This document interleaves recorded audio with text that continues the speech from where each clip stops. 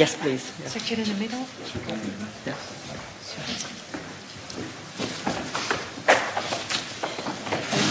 Good afternoon. The Secretary General and the Foreign Minister of Finland and the Foreign Minister of Sweden will make opening remarks and then they will all take questions. Secretary General. Minister Haavisto, dear Pekka, and Minister Linde, dear Ann, welcome to NATO headquarters. It's great to see you both again. Finland and Sweden are NATO's closest partners. We share the same values and we face the same challenges in the Baltic Sea region and beyond. Our forces have trained and exercised together for many years. We continue to share information and situational awareness. And both Finland and Sweden have contributed to NATO missions and operations from the Western Balkans to Iraq. The worsening security situation in Europe makes NATO's cooperation with Finland and Sweden even more important. Today we discussed Russia's continued military build-up in and around Ukraine. The risk of conflict remains real, and we continue to call on Russia to de-escalate and choose the path of diplomacy. NATO is a defensive alliance which does not threaten Russia or any other country. But we will always do what is necessary to protect and defend all our allies. And I welcome that allies are stepping up. For instance, Denmark is sending a frigate to the Baltic Sea and will deploy more jets to Lithuania as part of our Baltic air policing mission. France has expressed its readiness to send troops to Romania under NATO command. The Netherlands is sending fighter aircraft to Bulgaria for air policing and is putting units on standby for a NATO response force. Spain is sending ships to join NATO naval forces in the Black Sea and the Mediterranean and considering sending jets to Bulgaria. And the United States, for the first time in decades, put a carrier strike group under NATO command.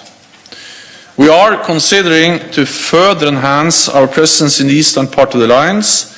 This could include the deployment of additional NATO battle groups. These deployments are proportionate and in line with our international commitments, and they reinforce European security for all of us. At the same time, NATO remains ready to continue dialogue with Russia. Following the NATO-Russia Council earlier this month, I have now invited all members to a series of further meetings to address European security, including the situation in and around Ukraine, NATO-Russia relations and how to reduce risks and increase transparency, and arms control, disarmament and non-proliferation. So NATO allies are ready to engage in genuine dialogue and to seek constructive outcomes. And we will continue to consult with our key partners, Finland and Sweden, as we take this dialogue forward. Let me be clear, NATO will not compromise on core principles. We stand for the right of each nation to choose its own alliances, and NATO's door remains open. While NATO cooperates closely with Finland and Sweden, we fully respect your strong and independent security policies. It is for Finland and Sweden alone to decide your own path, not Russia, not anyone else. Sovereign nations have the right to self-determination. NATO will always respect that. Others must respect that too. So, dear Pekka, dear Ann, once again welcome to both of you, and thank you again for Finland and Sweden's deep friendship and partnership with NATO. Our cooperation makes us all safer and more secure. So then, I give the floor to you, Pekka. Thank you, Secretary General Stoltenberg. Dear Jens, We had a very good discussion today on the security situation in Eastern Europe and also how it influences to the wider security also in our region and the Baltic Sea region. I appreciate the dialogue between NATO, Finland and Sweden very much. In the current situation, transatlantic unity is key. Dialogue and diplomatic efforts continue, seeking ways to increase transparency and trust is welcomed. It's positive that NATO remains open to continue its dialogue with Russia. In this dialogue, of course, both sides are needed. Respecting the core principles of European security is important. Challenging the UN Charter, Helsinki Final Act and the Charter of Paris for New Europe treaties we have all signed upon undermines international security and the rules-based international order. Defending these principles is now essential than ever. We cannot return back to the Europe with spheres of influence and interest. We welcome that NATO has reaffirmed the continuation of its open door policy. It's a vital element for European security. Continuing the policy is important also for Finland. Finland engages in pragmatic and wide-ranging partnership cooperation with NATO since 1994. In recent years, the partnership cooperation with NATO has taken many steps forward. Finland is one of NATO's 6 enhanced opportunities partners. The 30+2 cooperation between Finland, Sweden and NATO strengthens stability and predictability in the Baltic Sea region. The cooperation is mutually beneficial. We at last October also had an excellent meeting, a visit of NATO Council to Finland. Thank you for that. Finally, Finland is not a member of NATO, but maintaining a national room to maneuver and freedom of choice are also integral parts of Finland's foreign security and defence policy. Thank you. Thank you, Secretary. Thank you, Jens. Sweden's partnership with NATO is a central part of our security and defence policy. Our enhanced opportunity partner status will remain the platform as well as the 30+2 dialogue, which we believe is of mutual importance to Sweden, Finland and NATO. Let me first stress how deeply concerned we are over Russia's military reinforcements around Ukraine and Moscow's aggressive rhetoric. This is already the worst ongoing armed conflict in Europe, and there has been almost 15,000 casualties and some 1.5 million internally displaced people. Our support for Ukraine's sovereignty and territorial integrity remains firm. European and transatlantic unity is key. I think NATO and EU partners have made it very clear to Russia that there is no place for an armed conflict in Europe and that any further acts of aggression would be met with massive consequences. Sweden has had intense contacts with US and European colleagues within the EU, the OSCE and with NATO on this issue. My visit here today is one such opportunity to share information and discuss the current very serious situation. I want to thank the Secretary General Stoltenberg for the close dialogue and the cooperation that we have. It is particularly important that we have had this opportunity to meet together with Finland. As always, we cooperate very closely with Finland. We are closely following developments, carefully analyzing the Russian military buildup of troops and hardware. We are preparing for a number of scenarios. Today, we also discussed the proposal put forward by Russia. The core of the proposal is to attempt to rewrite what we call the European Security Order, the arrangement for Europe's security that were commonly agreed after the Cold War. One of the main principles of this security order is that every state has the right to choose its own security arrangement, whom it cooperates with, whether to join or stay in a military alliance, etc. This is what Russia wants to roll back. And this is not acceptable. Let me again reiterate that the fundamental principles underpinning the European security order must remain non-negotiable. We support a dialogue with Russia on matters such as arms control, rules for military exercises, codes of conduct, confidence-building measures. This is something that we are ready to discuss with Russia. Having been the chairperson of the OSCE for a year, I think the OSCE is the right forum for such discussions. Let me finally and again stress that we support the ongoing diplomatic efforts. We commend NATO for its strong engagement in the present crisis and welcome the dialogue between NATO and Russia. We expect Russia to choose to continue the dialogue and accept NATO's offer to organize further meetings in the NATO-Russia Council. Thank you. Thank you very much. We'll take questions from here in the press room, and also we'll try to take a couple of questions online. We'll go to Swedish TV. Gentleman in the second row. Thank you. Mr. Secretary General, what was the outcome of today's meeting, and how will this situation affect NATO's relationship with Sweden?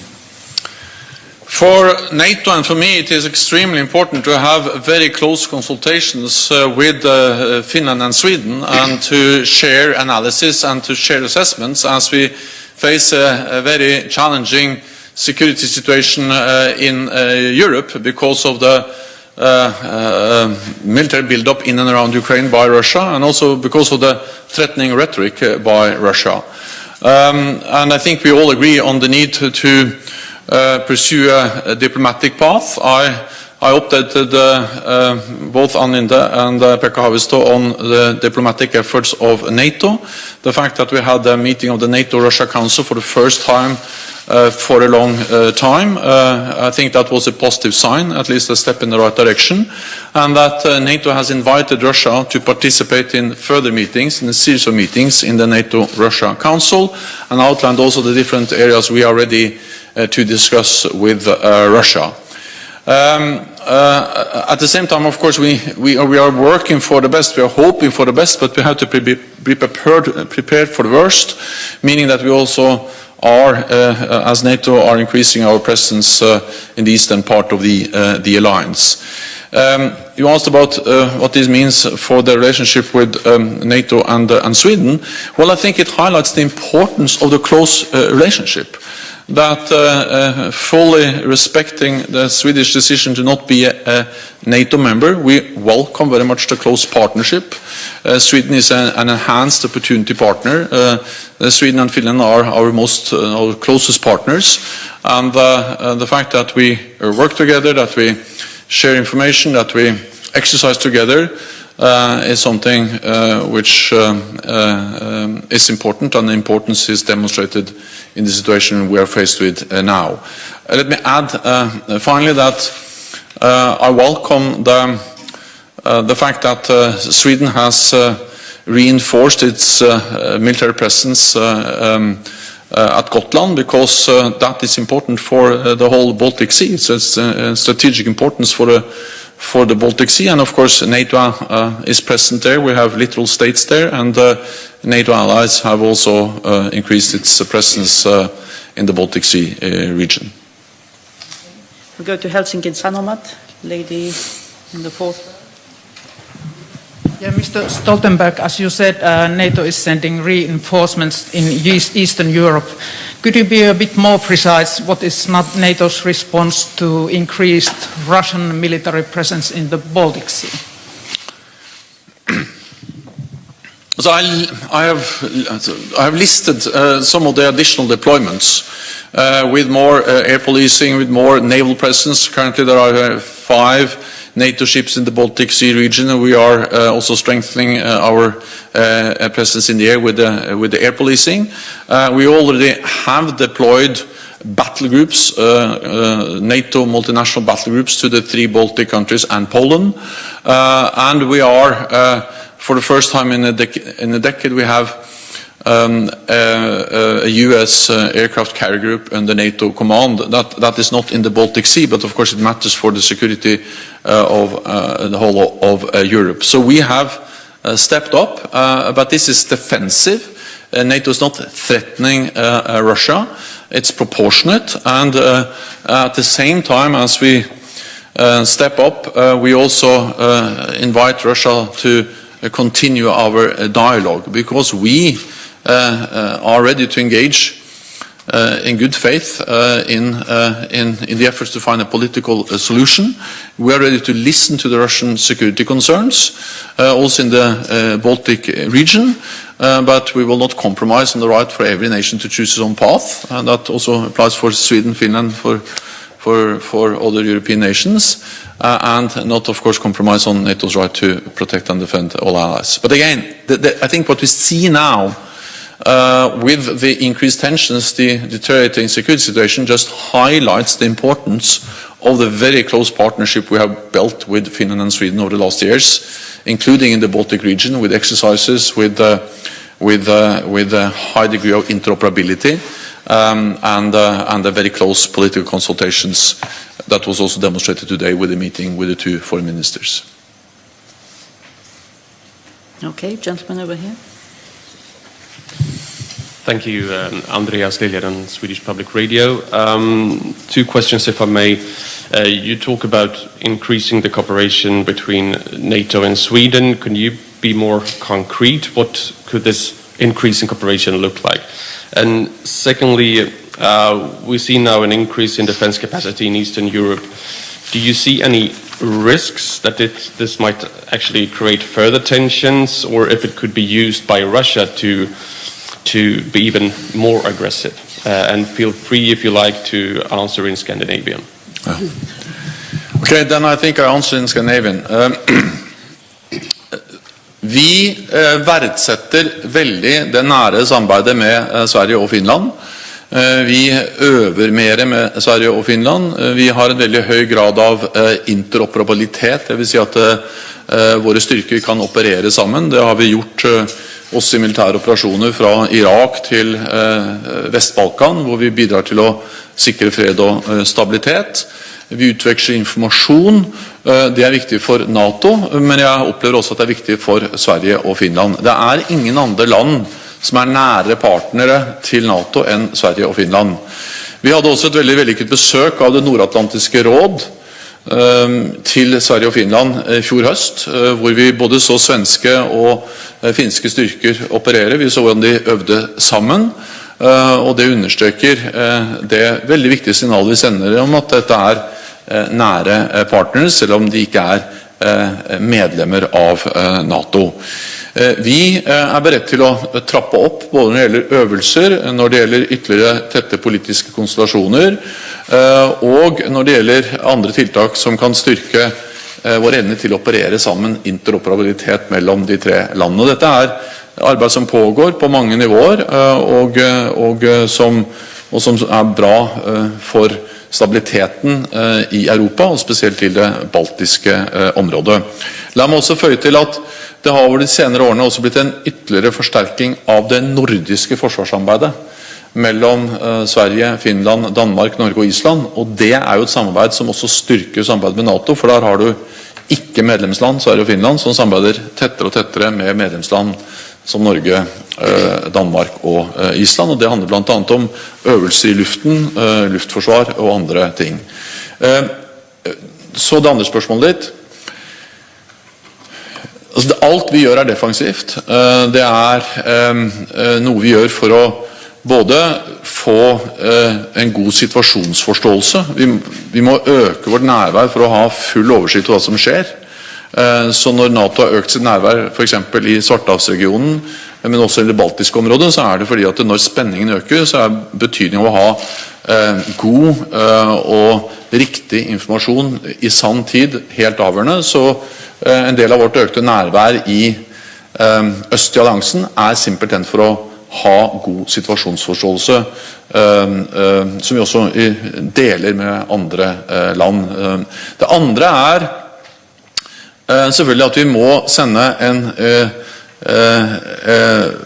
melding, eller fjerne enhver rom for tvil over NATOs evne til å beskytte alle allierte, og det er for å forebygge krig og konflikt, og det er derfor vi har økt vårt militære nærvær i det baltiske området, og derfor vi nå vurderer å øke ytterligere vårt militære nærvær øst i alliansen, også i Svartehavsregionen.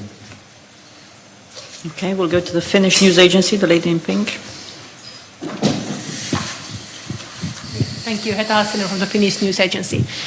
Secretary General, you already mentioned that the political cooperation and the exercises are very important in this situation. But what else is NATO expecting from its close partners in this kind of situation? And I would also like to hear from the foreign ministers. What is Finland and Sweden? What are you ready to offer for this cooperation in this situation? Thank you. Also, I can be very brief, because in one way I've answered. Also, the main issue is that we work together in many different ways, on exercises, on training, on just improving the way we can operate together. And Finland and Sweden have participated in different NATO missions and operations, from Afghanistan, Iraq, maritime deployments, to our presence in the Western Balkans. And we are all ready to step up and to do more.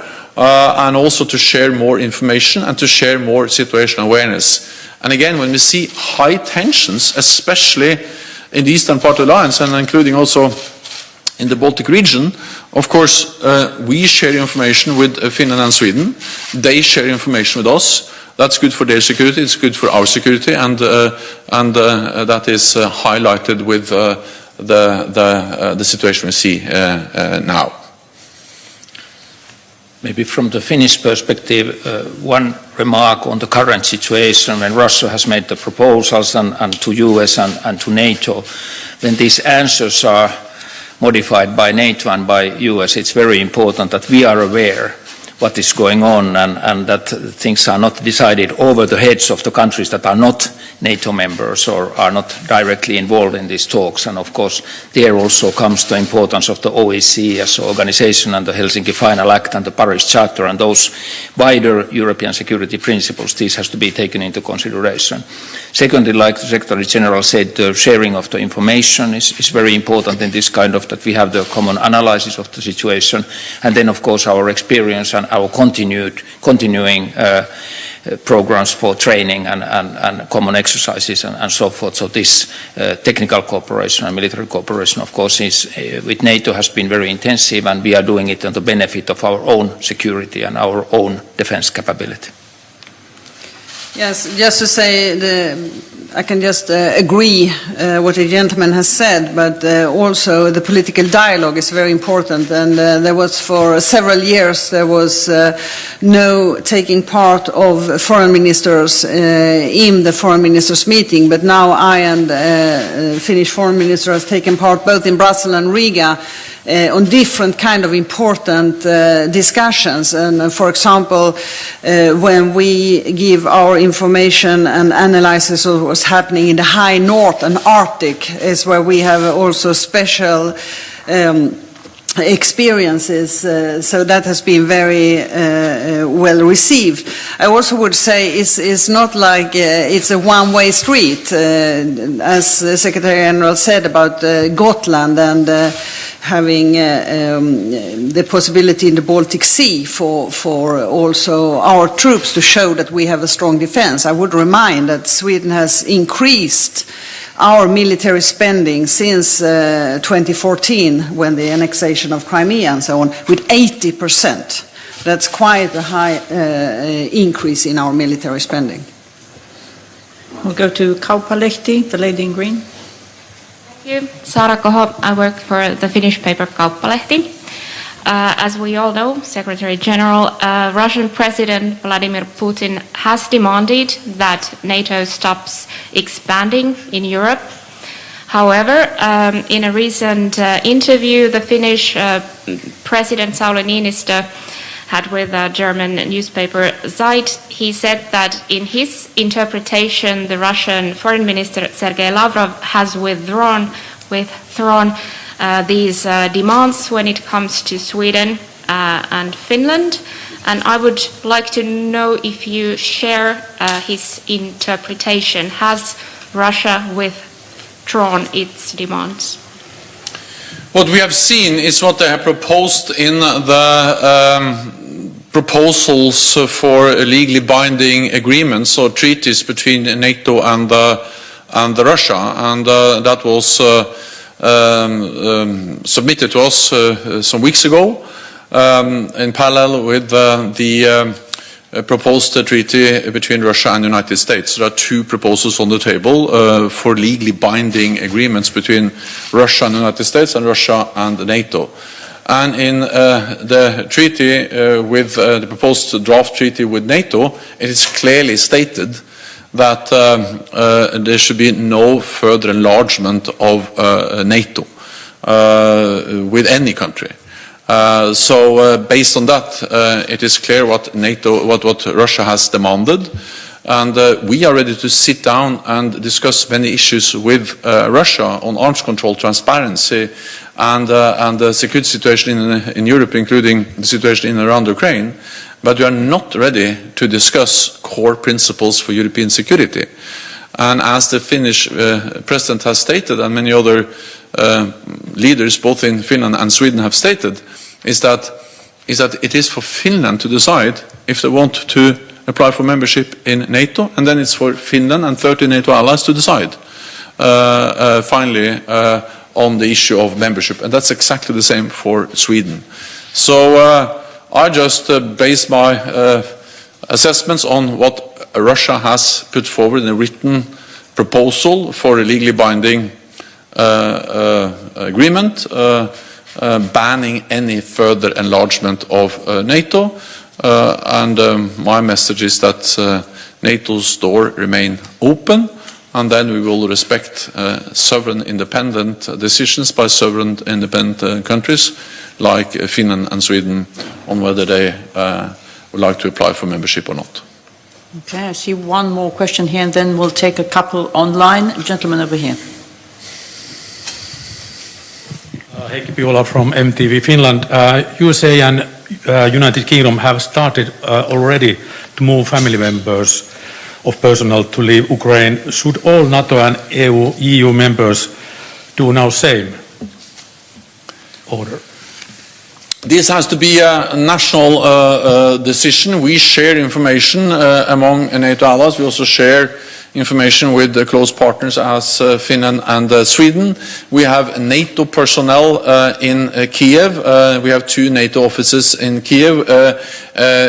We have, of course, assess and follow the situation closely, but we have not made any decision to withdraw those people working for NATO in Kiev. Okay, we'll go online to Club Z Media Group, Momchil Injov. Thank you. My question is to Secretary General. As it became clear today, and you told it recently, the NATO allies began to send more ships and jets to enhance deterrence and defense in Eastern Europe. And are there any plans to deploy immediately more troops in the southeastern flank of NATO, especially in Bulgaria, Romania, and Turkey? And has NATO made a new risk assessment? And if so, could you please specify? Thank you.